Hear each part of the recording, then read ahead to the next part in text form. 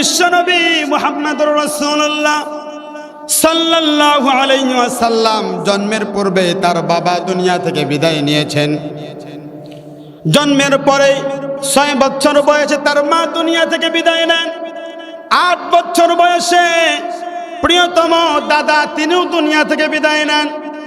এরপরে বিশ্বনবী মুহাম্মদুর রাসূলুল্লাহ সাল্লাল্লাহু আলাইহি ওয়াসাল্লাম যখন বড় হতে লাগলেন, প্রাপ্তবয়স্ক হয়েছেন, বিবাহ করলেন। খাদিজাতুল কুবরা রাদিয়াল্লাহু তাআলা আনহার সাথে তার বিবাহ হলো।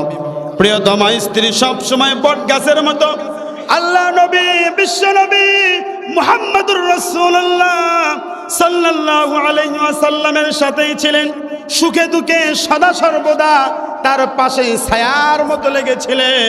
ওই মানুষটাও যখন দুনিয়া থেকে বিদায় নিলেন, এরপরে একমাত্র মুহাব্বতের চাচা আবু তালেব, ওই চাচাও যখন দুনিয়া থেকে বিদায় নিলেন, আল্লাহ নবী বিশ্বনবী মুহাম্মদুর রাসূলুল্লাহ সাল্লাল্লাহু আলাইহি ওয়াসাল্লামের মনটা খারাপ হয়ে গেল।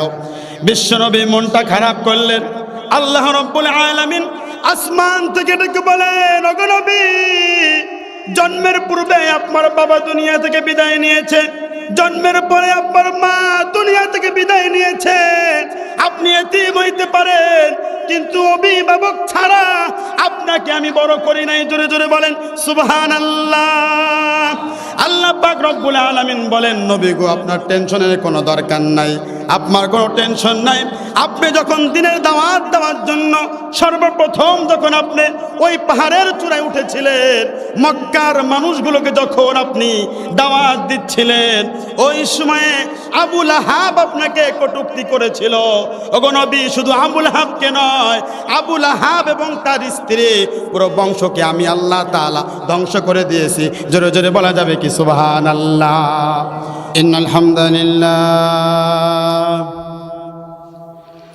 ইন্নাল হামদালিল্লাহি নাহমাদুহু ওয়া নাস্তাঈনুহু ওয়া নাস্তাগফিরুহু ওয়া নু'মিনু বিহি ওয়া নাতাওয়াক্কালু আলাইহি ওয়া নাউযু বিল্লাহি মিন শুরুরি আনফুসিনা ومن سيئات أعمالنا من يهده الله فلا مضل له ومن يضلل فلا هادي له أي فلا تجد له وليا مرشدا ونشهد أن لا إله إلا الله وحده لا شريك له والذي لا ضد له ولا ند له لا مثل له ولا مثيل له لا وزير له ولا كفيل له لا شبه له ولا شبيه له لا ولد له ولا والد له وهو الواحد الفرد الصمد لم يلد ولم يولد ولم يكن له كفوا أحد ونشهد أن سيدنا ونبينا وحبيبنا وبشيرنا ونذيرنا وطبيبنا وطبيب أرواحنا وحبيبنا وحبيب ربنا محمدا عبد الله ورسوله أرسله بالحق بشيرا ونذيرا وداعيا إلى الله بإذنه وسراجا منيرا أما بعد فقد قال الله تعالى في كلامه المجيد وفي فرقانه الحميد আমার সাথে সকলে উঁচু আওয়াজে পড়েন আউযু বিল্লাহি মিনাশ শাইতানির রাজিম বিসমিল্লাহির রহমানির রহিম সুবহানাল্লাযী আসরা বিআবদিহি লাইলাম মিনাল মাসজিদিল হারাম ইলাল মাসজিদিল আকসাল্লাযী বারাকনা হাওলাহু লিনুরিয়াহু মিন আয়াতিনা ইন্নাহু হুয়াস সামিউল বাসীর ইন্নাল্লাহা ওয়া মালাইকাতাহু ইউসাল্লুনা আলান নবী ইয়া আইয়ুহাল্লাযীনা আমানু সাল্লু আলাইহি ওয়া সাল্লিমু তাসলিমা সকলে জবান খুলে মদিনাওয়ালার প্রেমকে অন্তরে নিয়ে দুরুদে ইব্রাহিম পড়ি আল্লাহুম্মা সাল্লি আলা মুহাম্মদ কামা সাল্লাইতা আলা ইব্রাহিম ইন্নাকা হামিদুম মাজিদ আল্লাহুম্মা বারিক আলা মুহাম্মদ كما باركت على إبراهيم إنك حميد مجيد মনটা যদি হইতো পুবাল হাওয়া হইতো যদি শুভ্র কবুতর মেঘের ডানায় পাঠিয়ে দিতাম মেঘের ডানায় পাঠিয়ে দিতাম মদিনারি পথে যেথায় আমার প্রিয় নবী ঘুমায় নিরন্তর যেথায় আমার প্রিয় নবী ঘুমায় নিরন্তর মনটা যদি হইতো পুবাল হাওয়ায় হইতো যদি শুভ্র কবুতর মেঘের ডানায় পাঠিয়ে দিতাম মেঘের ডানায় পাঠিয়ে দিতাম মদিনারি পথে যেথায় আমার প্রিয় নবী ঘুমায় নিরন্তর যেথায় আমার প্রিয় নবী ঘুমায় নিরন্তর আলহামদুলিল্লাহ সমস্ত প্রশংসা মহান রব্বুল আলামিনের দরবারে যেই মহান রব্বুল আলামিন আমাদেরকে দয়া করে মায়া করে ভালোবেসে আজকে এই পবিত্র জুমার দিনে আল্লাহর ঘর মসজিদে আগে আগে আসবার এবং বসবার তৌফিক দিয়েছেন। এই জন্য আমরা সকলে হৃদয়ের গহীন থেকে শুকরিয়া আদায় করে পড়ছি আলহামদুলিল্লাহ। লক্ষ কোটি দুরুদ ও সালাম আকায়ে নামদার তাজদারে মদিনা মরুদুলাল মুহাম্মদ মুস্তাফা সকলেই জবান খুলে পড়ছি সাল্লাল্লাহু আলাইহি ওয়াসাল্লাম। সম্মানিত উপস্থিতি, আজকে আমরা আলোচনা করব গুরুত্বপূর্ণ একটি বিষয় নিয়ে। সেটা হলো, আমরা জানি আরবিতে মাস চলছে রজব, এরপরেই শাবান। তো রজব মাসে গুরুত্বপূর্ণ একটি দিন আছে, সেটা হলো যাকে আমরা বলি শবে মেরাজ। আর সেটা অনুষ্ঠিত হয় 27শে রজব, আজকে 26শে রজব।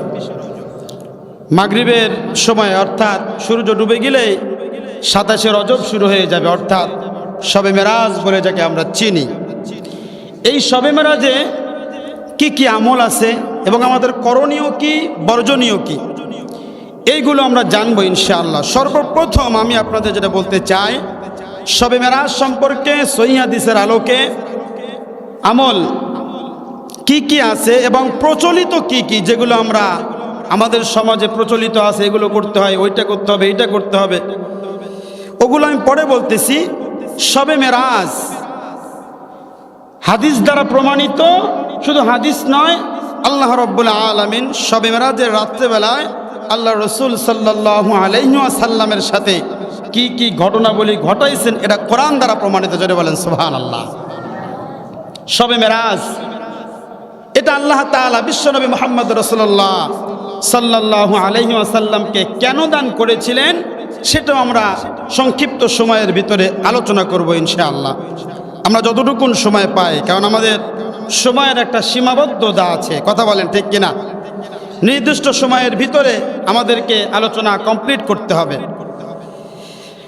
আল্লাহ রাব্বুল আলামিন পবিত্র কোরআনুল কারীমের সূরাতু বানী ইসরাঈলের প্রথম নম্বর আয়াতে কারিমা 15 নম্বর পারার 1 নম্বর পৃষ্ঠার মধ্যে আল্লাহ পাক রব্বুল আলামিন বলেন, সুবহানাল্লাযী আসরা বিআবদিহি লাইলাম মিনাল মাসজিদিল হারাম। জোরে জোরে বলি আল্লাহু আকবার।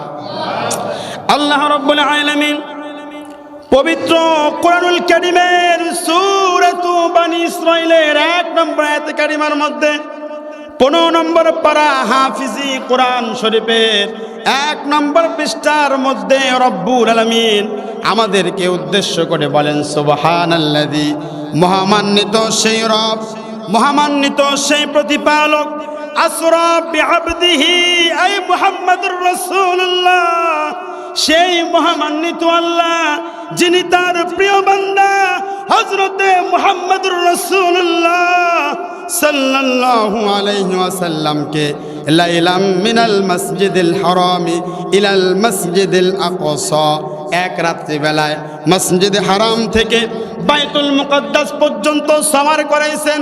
সুবহানাল্লাহ বলেন। কয় রাত্রিতে? শুনে মনে আপনারা খুশি হন নাই?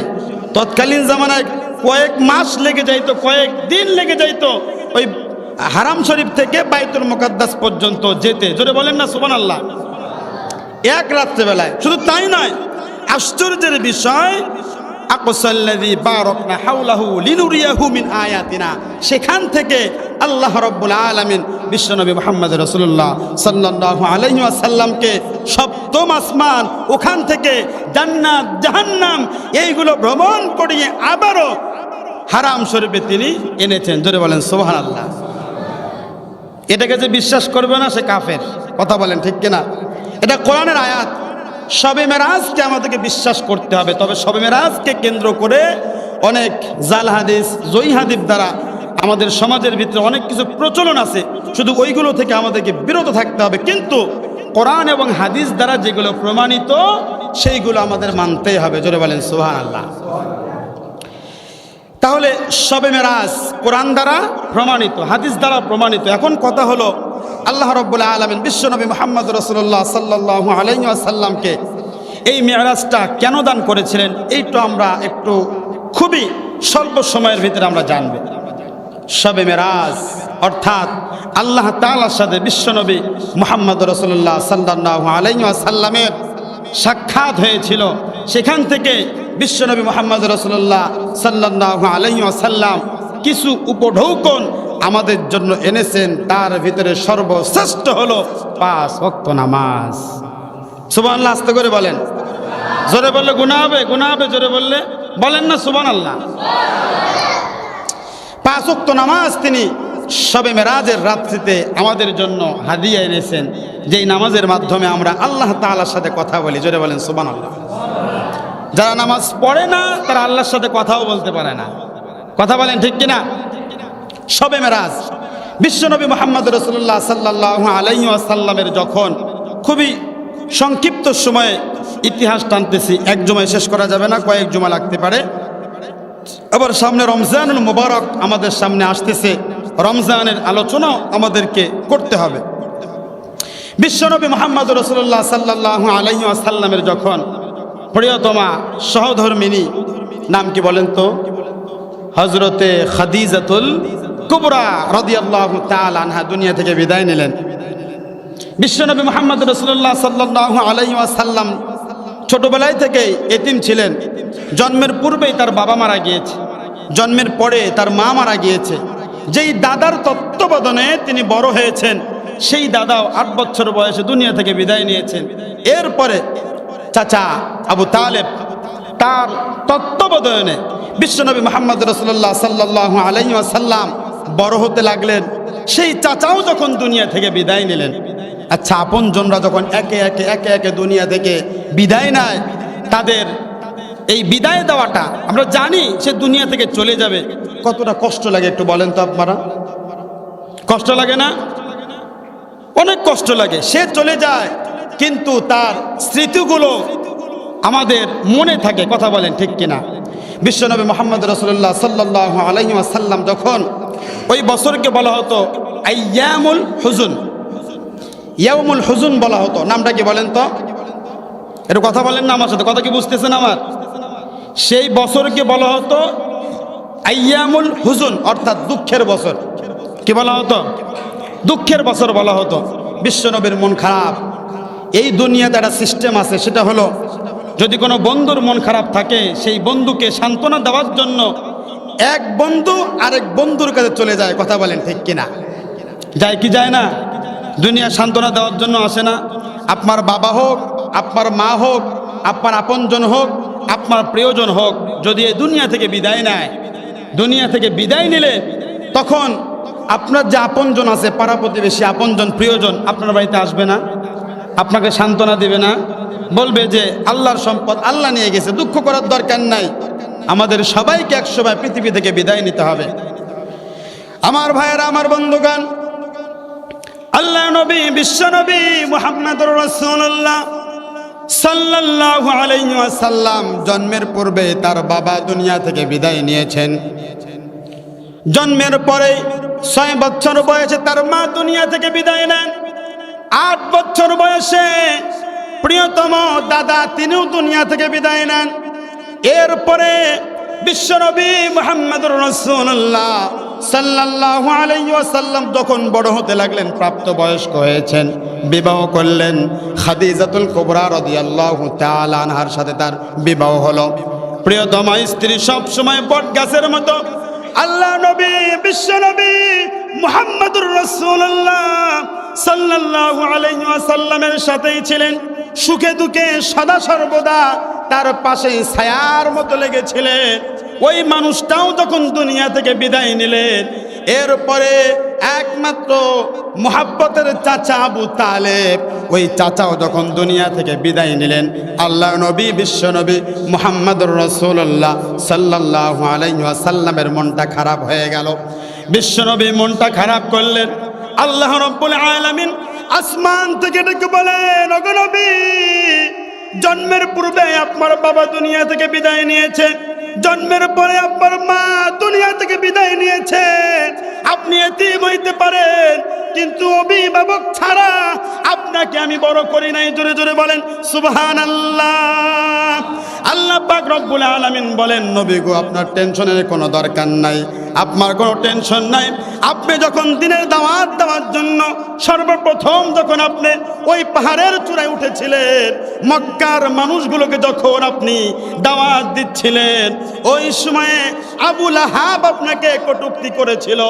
ওগো নবী, শুধু আবু লাহাবকে নয়, আবু লাহাব এবং তার স্ত্রী পুরো বংশকে আমি আল্লাহ তাআলা ধ্বংস করে দিয়েছি। জোরে জোরে বলা যাবে কি সুবহানাল্লাহ? ওগো নবী, টেনশনের কোনো দরকার নাই। আপনি টেনশনে আছেন আমি বুঝতে পেরেছি। নবী গো, অচিরে আপনার সাথে আমার দেখা হবে। জোরে জোরে বলেন সুবহানাল্লাহ। আল্লাহ নবী, বিশ্ব নবী মুহাম্মদুর রাসূলুল্লাহ সাল্লাল্লাহু আলাইহি ওয়াসাল্লামের সাথে দেখা করার জন্য আল্লাহ পাক রব্বুল আলামিন স্পেশাল একটা বাহন দিয়ে দিলেন। সেই বাহনটার নাম হলো বোরাক। নাম কি? বোরাক নামে একটা বাহন দিয়ে দিলেন। লম্বা ইতিহাস আজকে বলবো না, সামনের জুমাতে বলবো। শুধুমাত্র কেবলমাত্র এতটুকু মাথার মধ্যে রাখেন, আল্লাহ পাক রব্বুল আলামিন বলেন, লাইলাম মিনাল মাসজিদিল হারাম ইলাল মাসজিদিল আকসাল্লাযী বারাকনা হাওলাহু লিনুরিয়াহু মিন আয়াতিনা। ও দুনিয়ার মানুষ, ভালো করে শোনো, এক রাত্রিতে আমি আমার নবী মুহাম্মদুর রাসূলুল্লাহ সাল্লাল্লাহু আলাইহি ওয়াসাল্লামকে মসজিদে হারাম থেকে বাইতুল মুকাদ্দাস পর্যন্ত, সেখান থেকে আমি আল্লাহ তাআলা সপ্তম আসমান পর্যন্ত, ওখানে আমি আমার নবীর সাথে দেখা করার পরে আমি আমার পয়গম্বরকে জান্নাত দেখাইছি, আমি আমার নবীকে জাহান্নাম দেখাইছি। আমার ভাইয়েরা, আমার বন্ধুগণ, এতগুলি দেখানোর পরে আল্লাহ পাক রব্বুল আলামিন আবারও ফজরের নামাজের পূর্বে আল্লাহ পাক রব্বুল আলামিন বিশ্ব নবী মুহাম্মদুর রাসূলুল্লাহ সাল্লাল্লাহু আলাইহি ওয়াসাল্লামকে আবারও মক্কায় পৌঁছে দিয়েছেন। জোরে জোরে বলা যাবে কি সুবহানাল্লাহ? তাহলে আমরা জানলাম আল্লাহ নবী বিশ্ব নবী মুহাম্মদ রাসূলুল্লাহ সাল্লাল্লাহু আলাইহি ওয়াসাল্লামকে মেরাজ দান করেছিলেন। অনেকগুলো কারণ আছে, তার ভিতরে অন্যতম হলো আল্লাহ নবী বিশ্ব নবী মুহাম্মদ রাসূলুল্লাহ সাল্লাল্লাহু আলাইহি ওয়াসাল্লামের প্রিয়তমা স্ত্রী মারা গিয়েছিলেন এবং তার চাচা আবু তালেব, যার তত্ত্বাবধানে তিনি বড় হয়েছেন, ওই চাচা কেমন মুহাব্বত করতেন আমি আপনাদেরকে বলেছি। চাচা কিন্তু ঈমান নিয়ে আসে নাই, কিন্তু শিআবে আবি তালেবের কাহিনী আমি 1 থেকে 2 মাস পূর্বে আমি আপনাদেরকে বলেছিলাম। অমুসলিম ছিলেন, ঈমান আনেন নাই। বিশ্বনবী মুহাম্মদ রাসূলুল্লাহ সাল্লাল্লাহু আলাইহি ওয়াসাল্লামকে যখন গৃহবন্দী করেছিলেন 3 বছর, সেই 3 বছরে ভাতিজা কারাগারে, চাচাও কারাগারে গিয়েছিলেন স্বেচ্ছায়। জোরে জোরে বলেন সুবহানাল্লাহ। ভাতিজা থাকবে জেলখানায় আর আমি আবু তালেব আরামায় এসে ঘুমাবো, খাবো, এটা হতে পারে না। মক্কার কাফের মুশরিক বেঈমানদেরকে বলেছিল, ভাতিজা যখন জেলখানায়, আমি চাচা আবু তালেবও জেলখানায়। সুবহানাল্লাহ বলবেন না? কি মুহাব্বত ছিল। কিন্তু দুঃখের বিষয়, ঈমান আনতে পারেন নাই। ঈমান বেঈমান হয়ে দুনিয়া থেকে বিদায় নিয়েছে। সম্মানিত উপস্থিতি, তিনি যখন ইন্তেকাল করেন আবু তালেব, আল্লাহ নবী বিশ্বনবী মুহাম্মদ রাসূলুল্লাহ সাল্লাল্লাহু আলাইহি ওয়াসাল্লামের চোখে পানি, কালিমা তালকিন দিচ্ছেন, লা ইলাহা ইল্লাল্লাহ মুহাম্মাদুর রাসূলুল্লাহ। এখান থেকে একটা মাসআলা শেখেন, মানুষ যখন দুনিয়া থেকে বিদায় নেয় ওই সময় তাই কখনো বলবেন না কালিমা পড়েন, কালিমা পড়েন। যদি সে মুখ দিয়ে বলে ফেলে কালিমা পড়বো না, বেঈমান হয়ে মারা যাবে। নাউজুবিল্লাহ বলেন। যখন মুমূর্ষ ব্যক্তি দুনিয়া থেকে বিদায় নেবে ওই সময় তার সামনে শুধু বলবেন লা ইলাহা ইল্লাল্লাহ মুহাম্মাদুর রাসূলুল্লাহ, লা ইলাহা ইল্লাল্লাহ মুহাম্মাদুর রাসূলুল্লাহ। এরা যখন বলবেন আপনার সাথে সাথে সেও যদি বলে ফেলে সে জান্নাতে হয়ে যাবে। জোরে বলেন সুবহানাল্লাহ। তাকে কখনো পেশাদ দিবেন না। কি দিবেন না? যে পড়েন, কালিমা পড়েন বা কালিমা পড়ো, এটা বললে সে যদি মুখ দিয়ে বলে ফেলে কালিমা পড়বো না, বেঈমান হয়ে যাবে। কথা কি বুঝতে পেরেছেন? আল্লাহ নবী মুহাম্মদ রাসূলুল্লাহ সাল্লাল্লাহু আলাইহি সাল্লাম কালিমার দাওয়াত দিচ্ছিলেন, চাচা মুহাম্মদুর রাসূলুল্লাহ বলার দরকার নেই, আপনি শুধু বলেন লা ইলাহা ইল্লাল্লাহ, আল্লাহ ছাড়া কোনো মাবুদ নাই, বাকিটা আমি আল্লাহর সাথে বুঝে নেব। জোরে বলেন সুবহানাল্লাহ। নসিবে ঈমান নাই, আল্লাহ সাথে সাথে কোরআন আয়াত নাজিল করে দিয়েছে, ইন্নাকা লা তাহদি মান আহবাবতা ওয়ালাকিন্নাল্লাহা ইয়াহদি মান ইয়াশা। ওগো নবী, যার কপালে হেদায়েত নাই আপনি সারাদিন দাওয়াত দিলেও তার হেদায়েত হবে না। তবে আপনার দায়িত্ব দাওয়াত দেওয়া, আপনি আপনার দায়িত্ব আদায় করেছেন। সেই ঈমান আনে নাই, আপনার কোনো দায়িত্ব নাই। এজন্য আমাদের বন্ধু, আমাদের আপনজন, প্রিয়জন, তাদেরকে নামাজের দাওয়াত দেওয়া, ভালো ভালো কথা বলা, দিনের পথ আনার চেষ্টা করা। সে যদি না মানে তাকে জোর করে মাথায় পিস্তল ঠেকিয়ে আপনার দায়িত্ব নাই মসজিদে আনা। কথা বলেন ঠিক কিনা?